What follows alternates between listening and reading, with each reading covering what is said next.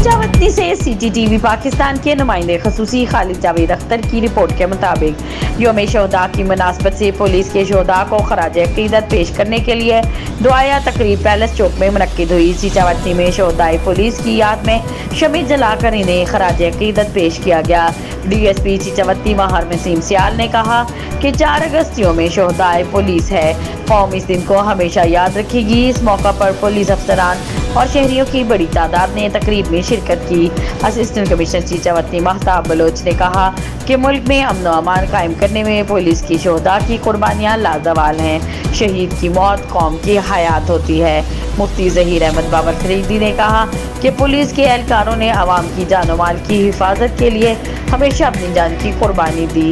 उन्होंने कहा कि शोहदाई पुलिस कौम का फ़ख्र है। कौम उनके खून के नजराने की कदर करती है। पुलिस के शोहदा को सलाम और खराज अकीदत पेश करते हैं।